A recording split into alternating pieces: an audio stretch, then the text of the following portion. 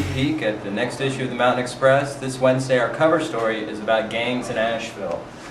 One of our staff writers, David Forbes, spent a few weeks researching the issue, talking to police officers, community members about what they're doing to combat gang crimes in Asheville. To hear more about this story, let's talk to David.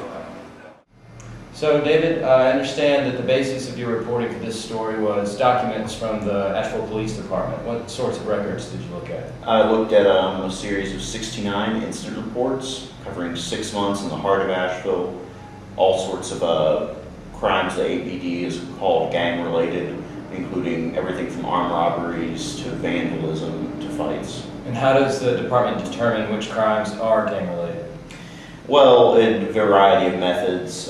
If the people involved are using a known gang sign, if they're known gang members, we go into that in a little more depth in the story. I see. And what specific measures is the PD taking to combat gangs? Well, they've combined their gang investigators with those from the Henderson County Sheriff's Office and the Buncombe County Sheriff's Office to form a anti-gang task force for the whole area.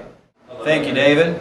Of course, there's plenty more in the paper this week. Also in the news, story from Asheville City Council where local chicken advocates staged a coup this week, getting more liberalized policies for raising chickens in the city. Also news about a new home for the Energy Loop, Asheville's first piece of public art sculpture. Exciting news about advancements in the Xpress community calendar. Don't miss that. More interesting news about divisions and resolutions of sorts at URTV. Of course, we've got our outdoors and gardening sections this week talking about a women's only climbing group and the sociable art of sharing plants. A&E section is full of very good stuff as well.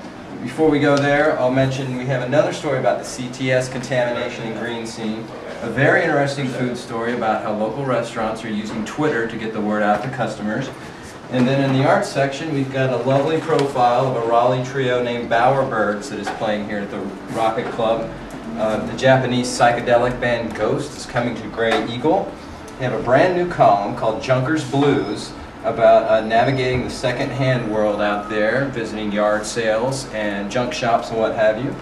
And of course our regular arts features, our Clubland calendar, Cranky Hanke's movie reviews, and much more. We'll see you on Wednesday.